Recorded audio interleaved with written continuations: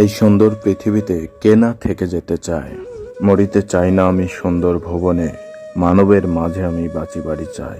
জন্মিলে মরিতে হবে, অমর কথা কে কবে।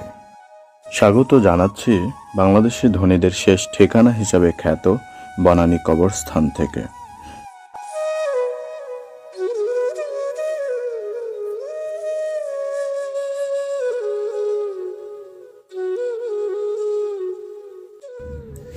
বনানী কবরস্থান ঢাকার আভিজাত্য এলাকা হিসেবে খ্যাত বনানী এলাকায় অবস্থিত একটি বিখ্যাত কবরস্থান। এটি সরকার পরিচালিত ঢাকার 8টি কবরস্থানের একটি। 22,000 কবরের ধারণ ক্ষমতা সম্পন্ন এই কবরস্থানটি ঢাকা শহরের বৃহত্তম কবরস্থান।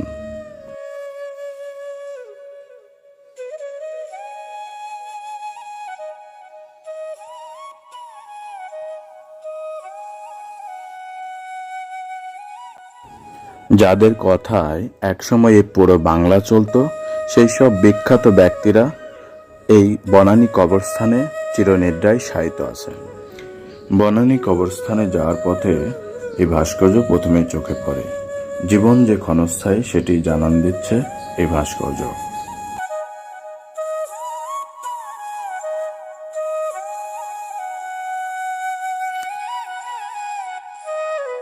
এটি বনানী কবরস্থানের মূল ফটক। এই ফটক দিয়েই আমরা প্রবেশ করব কবরস্থানের ভেতরের দিকে।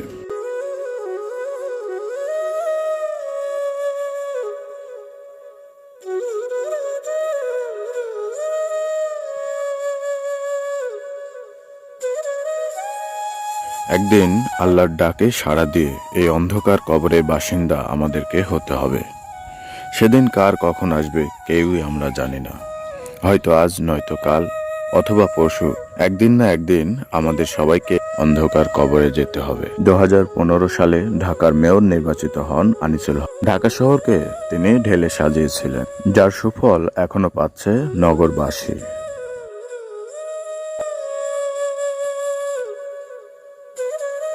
স্বাধীনতার ঘোষক, বিএনপির প্রতিষ্ঠাতা শহীদ রাষ্ট্রপতি জিয়াউর রহমান, বাংলাদেশের 3বারের সাবেক প্রধানমন্ত্রী বেগম খালেদা জিয়ার কনিষ্ঠ পুত্র আরাফাত রহমান কোকো বনানীর এই কবরস্থানে চিরনিদ্রায় শায়িত আছেন। কোকো রাজনৈতিক পরিবারের সন্তান হলেও থেকেছেন রাজনীতির বাহিরে। কিন্তু তারপরেও শেখ হাসিনা সরকারের রোষানলে পড়ে শারীরিক নির্যাতনের শিকার হয়ে 2015 সালে মৃত্যুর কোলে ঢলে পড়েন আরাফাত রহমান কোকো। কান্নায় ভেঙে পড়েন বেগম খালেদা জিয়া।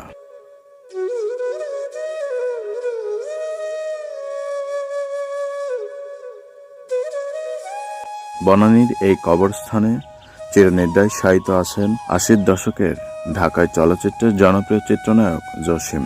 জসিমের পুরো নাম আবুল খায়ের জসিম উদ্দিন। জসিম নামেই ঢাকায় চলচ্চিত্রে বেশ পরিচিত ছিলেন। হাসতে বা কাঁদতে আর কখনোই ক্যামেরার সামনে হাজির হবেন না এই চিত্রনায়ক। 1998 সালে মস্তিষ্কের স্ট্রোকজনিত কারণে মৃত্যু হয় চিত্রনায়ক জসিমের। জসিমের মৃত্যুর পর এফডিসিতে 2 নম্বর ফ্লোরের নামকরণ করা হয় জসিমের নামে। বনানীর এই জায়গায় শুয়ে আছেন বাংলাদেশের প্রথম প্রধানমন্ত্রী তাজউদ্দিন আহমদ।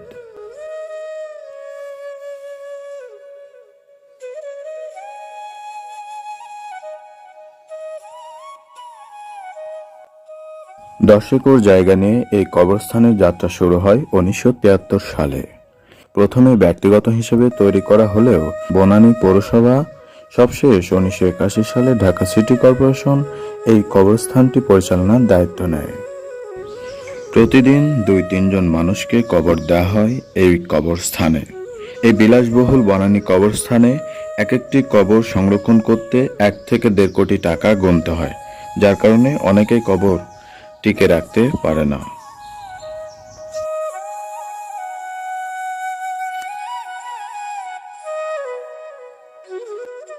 কবরগুলোতে পানি দেওয়ার জন্য এই সুড়ঙ্গের ব্যবস্থা বনানী কবরস্থানের ভেতরে। কবরের উপরে অনেকে গাছ লাগিয়ে থাকেন, ঘাস লাগিয়ে থাকেন, সেগুলোতে পানি দেওয়ার জন্য এই সুব্যবস্থা রাখা হয়েছে।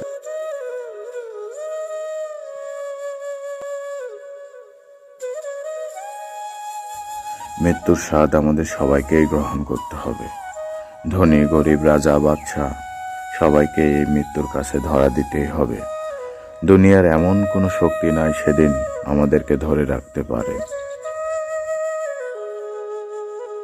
বনানীর এই কবরে চিরনির্দয় শায়িত আছেন যমুনা গ্রুপের চেয়ারম্যান জনাব নুরুল ইসলাম। প্রকৃতির অমোঘ নিয়মে সত্যি সবাইকে কাঁদিয়ে একদিন এই কবরে চলে যেতে হয়। এই কবরে চিরনির্দয় শায়িত আছেন বাংলাদেশের প্রথম উপরাষ্ট্রপতি সৈয়দ নজরুল ইসলামের ছেলে, বাংলাদেশের এলজিআরডি মন্ত্রী সৈয়দ আশরাফুল ইসলাম। বাংলাদেশের প্রথম প্রধানমন্ত্রী তাজউদ্দিন আহমদের সহধর্মিণীর কবর এটি। আল্লাহ তাআলা মানুষকে মাটি থেকে সৃষ্টি করেছেন, মাটিতে আবার তাকে ফিরিয়ে নেন। সূরা আবাসার 21 নং আয়াতে বলা হয়েছে মানুষকে মৃত্যুর পর কবর দিতে হবে।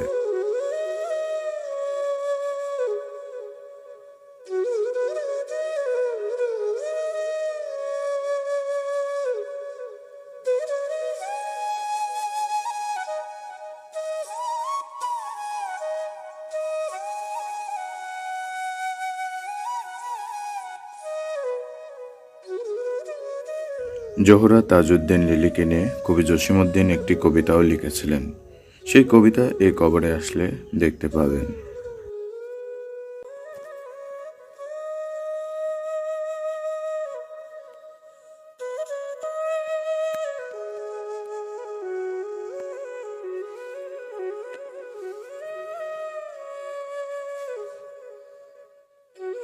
বনানীর এই কবরস্থানে চিরনির্দয় শায়িত আছেন ঢাকায় চলচ্চিত্রের জনপ্রিয় চিত্রনায়ক নায়ক রাজ রাজ্জাক। জীবদ্দশায় অনেকেই কবরের জন্য জায়গা কিনে রাখতে পছন্দ করেন, এটি বৈধ। একইভাবে মৃত্যুর পর ওয়ারিশরা দাফনের জন্য জায়গা কিনে দাফন করতে পারবেন।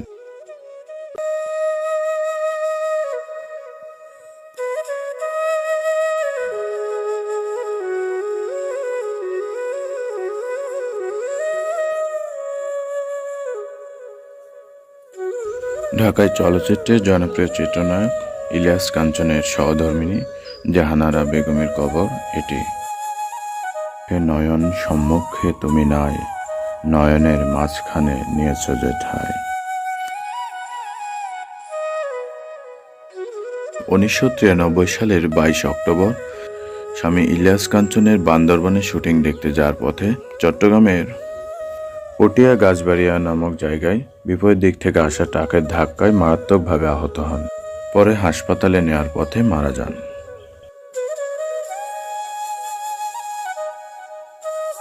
বনানী কবরস্থানের মূল ফটকের উত্তর পাশে শেখ মুজিবুর রহমানের পরিবারের সদস্যদের কবর দেওয়া হয়। 1975 সালে 15 আগস্ট শেখ মুজিবুর রহমানের পরিবারের সদস্যদের হত্যা করা হয় এবং হত্যার পর শেখ মুজিবুর ছাড়া বাকি সদস্যদের এখানে দাফন করা হয়। রাষ্ট্রপতি জিল্লুর রহমান ও আইভি রহমান এই কবরে চিরনিদ্রায় শায়িত আছেন।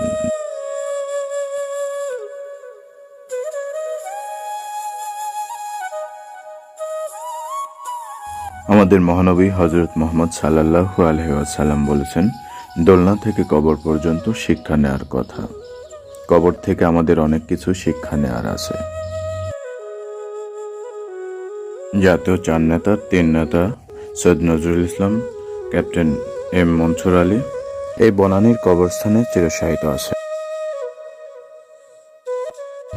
মনে রাখবেন, মা বাবা, ভাই বোন, আত্মীয় স্বজন, স্ত্রী, সন্তান সবাইকে ফেলে এই কবরে পাড়ি জমাতে হবে। যত বড়ই ক্ষমতাধর ব্যক্তি হয়ে থাকেন না কেন, মৃত্যুর পরে আপনার লাশ এই অন্ধকার মাটির ঘরেই ফেলে আসা হবে অনন্তকালের জন্য।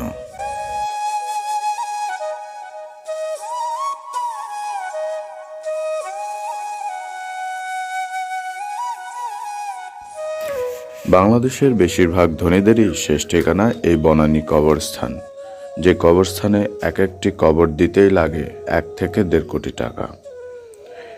এই কবরস্থানে 15 বছরের জন্য সংরক্ষিত কবর রাখা হয়েছে 3837টি, 25 বছরের জন্য 3568টি কবর সংরক্ষিত হিসেবে রাখা হয়েছে। এই মুহূর্তে নতুন দাফন দেওয়া যাবে 1650 জন মানুষকে। ঢাকা শহরের ধনী লোকদের শেষ ঠিকানা হয় এই বনানী কবরস্থান। মেয়াদ অনুযায়ী কবরে লাশ দাফন করা হয়। লক্ষ কোটি টাকা দিয়ে এই কবরগুলো সংরক্ষণ করতে হয়।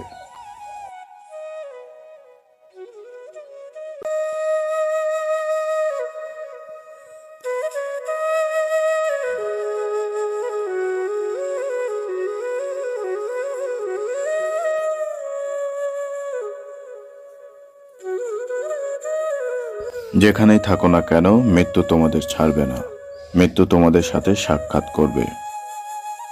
মৃত মানুষকে কবরে শায়িত করাকে দাফন বলা হয়ে থাকে।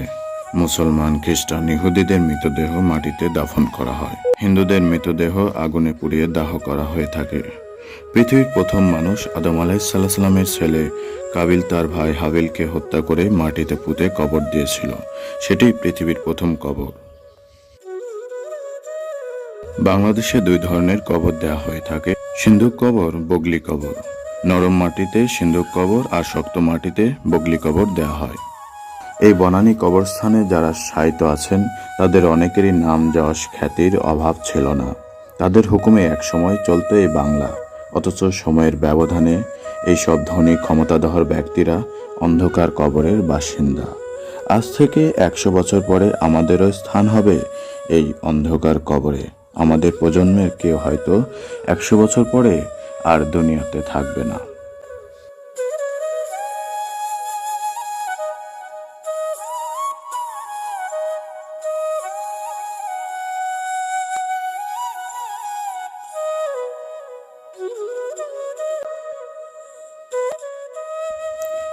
লাশ মাটি হওয়া পর্যন্ত তার কবর সংরক্ষণ করতে হবে। একটি লাশ মাটিতে পরিণত হতে অন্তত 20 থেকে 25 বছর সময় লাগে। শরীয়ত অনুমোদিত কারণ ছাড়া কবর খুঁড়ে লাশ বের করা জায়েজ নয়। ঢাকা শহরের বাসিন্দাদের জন্য যে পরিমাণ জায়গা কবরের জন্য দরকার তার সিকিভাগও নেই। যার কারণে দেখা যায় প্রতিদিনই প্রায় আগের কবরে নতুন কবর দেয়া হচ্ছে। আর আগের কবর থেকে লাশের তাজা অংশ বের হলে তা কোনো গর্তে অথবা ডোবায় ফেলে দেওয়া হচ্ছে। এটি অন্যায়। তো যে কবরগুলো অন্তত 20 বছরের পুরনো, মোটামুটি নিশ্চিত যে লাশ মাটি হয়ে গেছে, সেখানে নতুন কবর দেয়া যেতে পারে।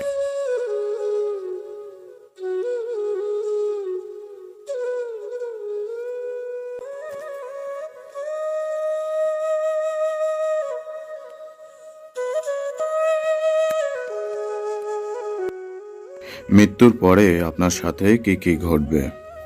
না ফেরার দেশে যাইবা একদিন ভেসে, আর তো ফিরে আসবা না। এই গানের কথার মতো একদিন দুনিয়ার মোহ ত্যাগ করে আপনাকে পাড়ি জমাতে হবে পরপারে।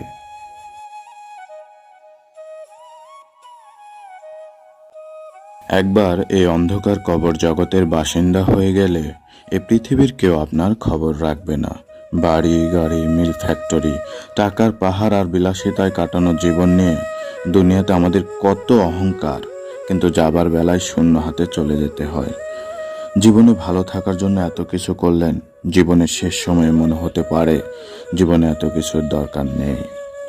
সেদিন যৌবন থাকবে না, বয়সের ভারে নুয়ে পড়া দেহ ক্ষমা প্রার্থনা করবে প্রতিনিয়ত।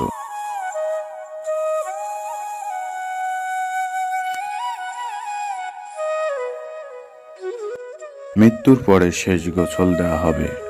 অন্ধকার কবরে কাফনের কাপড় ছাড়া কিছুই নিয়ে যেতে পারবেন না। একবার ভাবুন তো, চোখ বন্ধ করে টাকা খরচ করে বানানো টাইলসকৃত গোসলখানায় কি শেষ গোসল দেওয়া হবে, নাকি লাশ যেখানে ধোয়া হয় সেখানে ধোয়া হবে? আপনার বাবা মা, বন্ধু বান্ধব, আত্মীয় স্বজন শেষবারের মতো একটিবার আপনাকে দেখে নেবে। এরপর আপনাকে জানাজার জায়গায় না হবে। হাজার হাজার মানুষ শেষ বিদায় দিতে আসবে সেদিন। 4টা তাকবীর দিয়ে ইমাম জানাজার নামাজ শুরু করবে। এবার পালকিতে করে কবরে যাওয়ার পালা। কবরে নামানোর পরে শেষবারের মতো দেখে বাঁশের ছাউনির ওপর মাটি চাপা দিয়ে চলে যাবে।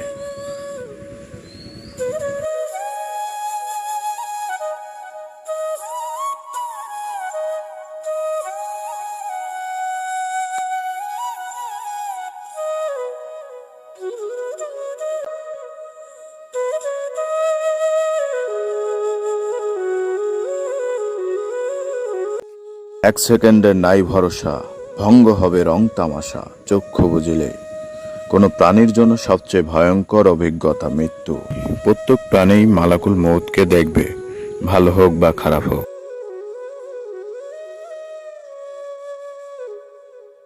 অনেক পুরাতন কবর এটি।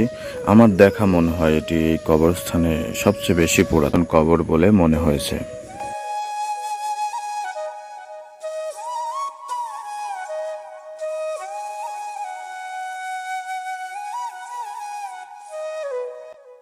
এই পার্থিব জগতের প্রতিটি প্রাণী মালাকুল মউতকে দেখবে। ভালো মানুষ যদি হয়, ইসলাম প্রিয় যদি হয়, মৃত্যুর সময় মালাকুল মউত একজন যুবকের আকার নিয়ে ধবধবে সাদা একটা জুব্বা পরে জান্নাত থেকে জান্নাতি কাপড় নিয়ে জান্নাতের সুগন্ধি নিয়ে মুমূর্ষু রোগীর পাশে এসে বসে যায়। দেহটারে বলে, ও পবিত্র আত্মা, আল্লাহর ক্ষমার দিকে বের হয়ে আসো। আর যারা ইসলাম মানে নাই, দিন মানে নাই, নাস্তিক ছিল, বামপন্থী ছিল, তাদের কাছে মালাকুল মউত নিকৃষ্ট দুর্গন্ধ একটা চেহারা নিয়ে আসে। পা থাকে জমিনে, মাথা থাকে আসমানে। দেহটারে এসে বলে, হে পাপাত্মা, আল্লাহর অসন্তুষ্টির দিকে বের হয়ে আসো। এই কথা বলার সাথে সাথে রুহটা বের হয়ে আসে না। রুহটা একবার ডানে যায়, একবার বায়ে যায়, কখনো পায়ে যায়, কখনো হাতের মধ্যে ঢুকে। এবার রুহটাকে টেনে হিঁচড়ে বের করে আনে। দেহটা চিৎকার মারতে থাকবে।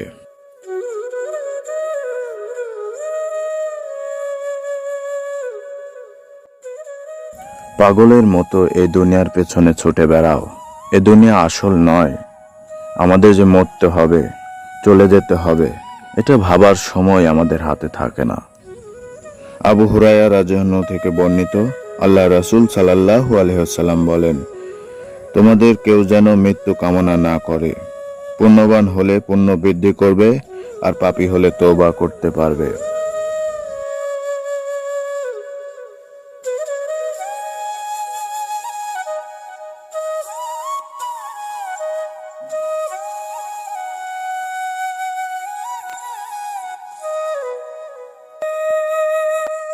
প্রত্যেকেরই মৃত্যুর সময় নির্ধারিত, এক সেকেন্ড এদিক সেদিক হবে না। হযরত আলী রাদিয়াল্লাহু বলেন, মানুষের কিসের এত অহংকার, যার শুরু এক ফোঁটা নাপাক পানি দিয়ে আর শেষ হয় মৃত্তিকায়।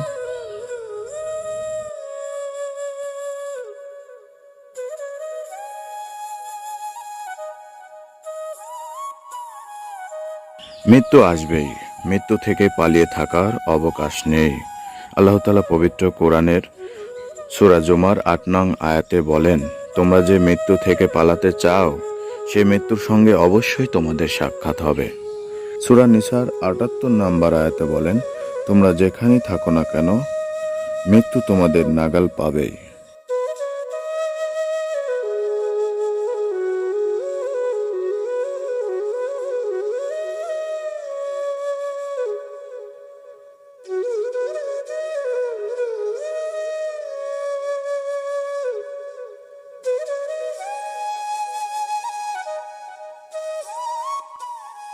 আমরা অনেকেই বলে থাকি তার অকাল মৃত্যু হয়েছে।